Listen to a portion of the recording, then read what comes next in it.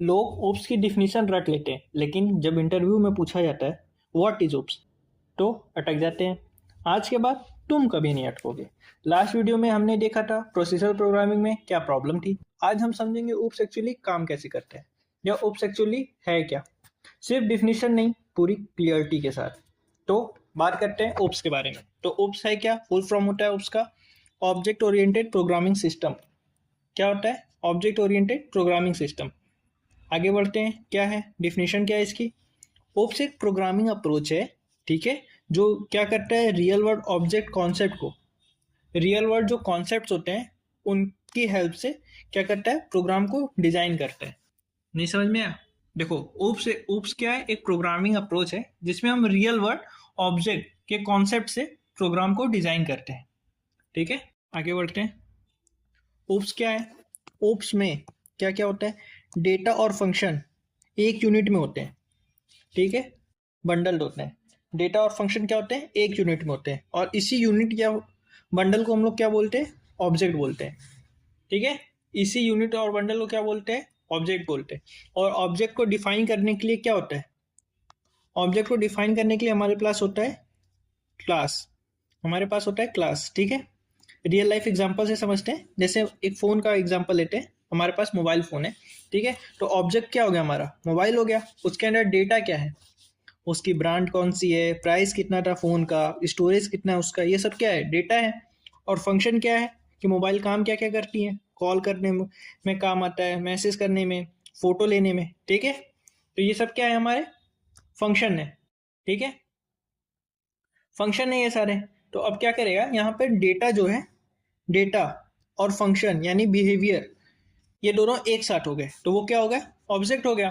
ठीक है, जहाँ पे डेटा और बिहेवियर एक जगह है वो ऑब्जेक्ट हो गया, और यही क्या है, उप्स का कोर कॉन्सेप्ट है। यही उप्स का क्या है, कोर कॉन्सेप्ट है। आगे बढ़ते हैं। ठीक है, उप्स फोकस क्या करता है, रियल वर्ल्ड मॉडलिंग में। ठीक है, रियल वर्ल्ड के जो प्रॉब्लम होते हैं उनको सॉल्व करने में इजी वे में कंबाइन करता है किसको, डेटा और मेथड को। मेथड एक्चुअली होता है क्या, फंक्शन। क्या होता है, फंक्शन। ठीक है, और बेटर करता है क्या, प्रोग्रामिंग डिजाइन को। ठीक है, जिसकी वजह से क्या होता है, जो हमारा कोड होता है वो लॉजिकल होता है और ऑर्गेनाइज्ड होता है। अब आगे बढ़ते हैं। ठीक है, उप्स इंपॉर्टेंट क्यों है हमारे लिए। ठीक है, उप्स हमारे लिए इंपॉर्टेंट क्यों है, तो क्या करता है उप्स, उप्स की हेल्प से हमारा जो लार्ज एप्लीकेशन होता है, उसकी वजह से हमारा जो लार्ज एप्लीकेशन होता है उसको आसानी से मैनेज कर सकते हैं हम लोग।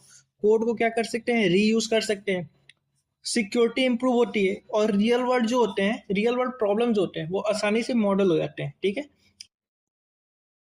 अब बात करते हैं पिलर्स ऑफ ओप्स की। ठीक है, तो ओप्स के 4 पिलर होते हैं। ठीक है, कौन कौन से, इनकैप्सुलेशन, अब्स्ट्रैक्शन, इनहेरिटेंस, पॉलीमॉर्फिज्म। ठीक है, एक एक करके देखते हैं। इनको डिटेल में हम आगे आने वाली सारी वीडियो में पढ़ेंगे। ठीक है, अभी एक एग्जांपल समझते हैं। जैसे एक कंपनी का एग्जांपल है, ठीक है, तो एम्प्लॉय का पर्सनल डेटा जो होता है उसको सिक्योर रखना होता है, तो उसके लिए हम लोग क्या यूज़ करते हैं, इनकैप्सुलेशन। क्लाइंट को सिर्फ वही दिखाना होता है जो उसके लिए रिक्वायरमेंट है या जो उसकी रिक्वायरमेंट है, तो वो किस में आता है, अब्स्ट्रैक्शन में। इनहेरिटेंस क्या होता है, इनहेरिटेंस क्या करता है, जैसे सीनियर के, जैसे सीनियर को कुछ आता है, ठीक है, तो वो क्या करेगा, जूनियर क्या करेगा, उससे सीखेगा सीनियर से, तो ये क्या हो गया, इनहेरिटेंस हो गया, ये इनहेरिटेंस हो गया। और पॉलीमॉर्फिज्म क्या होता है कि सेम पर्सन है, अलग अलग रोल प्ले कर रहे हैं। ठीक है, तो वो क्या हो गया, पॉलीमॉर्फिज्म हो गया। अब आगे चलते हैं, अब बात करते हैं इंटरव्यू क्वेश्चन की। ठीक है, अगर हमसे इंटरव्यूअर पूछा व्हाट इज ओप्स, तो हम क्या बोलेंगे, OOPS is a programming paradigms based on objects where data and methods are bundled together and it is built on 4 principles। कौन कौन से, encapsulation, abstraction, inheritance and polymorphism। इसको मिरर के सामने पढ़ो, 2 बार 4 बार बोलो, जिससे क्या होगा कि तुम्हें क्लियरिटी रहेगी कि इंटरव्यू में बोलना कैसे है। अब आगे बढ़ते हैं। अब इसी का फॉलो ऑन क्वेश्चन हो जाता है कि हम लोग उप्स यूज क्यों करते हैं। ठीक है, फॉलो ऑन क्वेश्चन क्या है कि हम लोग उप्स यूज क्यों करते हैं। तो उप्स क्या करता है, हेल्प करता है, क्या करता है, OOPS is use to make application more what, secure, reusable, scalable and easy to maintain. ठीक है, उप्स को हम लोग यूज इसलिए करते हैं क्योंकि ये एप्लीकेशन को ज़्यादा सिक्योर, रीयूजेबल, स्केलेबल और इजी टू मेंटेन बनाता है। ठीक, अब रिवीजन करते हैं।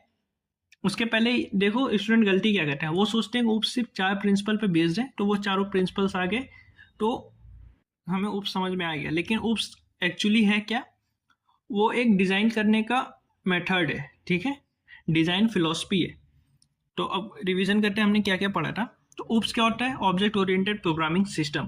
ठीक है, क्या करता है? ऑब्जेक्ट बेस्ड प्रोग्रामिंग होता है। ऑब्जेक्ट क्या होता है? डेटा और फंक्शन बेस्ड 4 प्रिंसिपल बेस होता है: अब्स्ट्रैक्शन, इनहेरिटेंस, पॉलीमॉर्फिज्म और इनहेरिटेंस। इंडस्ट्री फ्रेंडली अप्रोच होता है। बस आज की वीडियो में इतना ही। अगर वीडियो अच्छी लगी होगी तो वीडियो को लाइक करना, दोस्तों में शेयर करना। और हाँ, अगली वीडियो में हम समझेंगे ओप्स की ज़रूरत क्यों पड़ी, प्रोसीजरल प्रोग्रामिंग में एग्जैक्ट प्रॉब्लम क्या थी। ये और ये याद रखना, अगर ये समझ गए तो पूरा कोर्स जो है वो एकदम स्मूथ जाएगा। तो मिलते हैं आपको अगली वीडियो में, तब तक के लिए बाय बाय।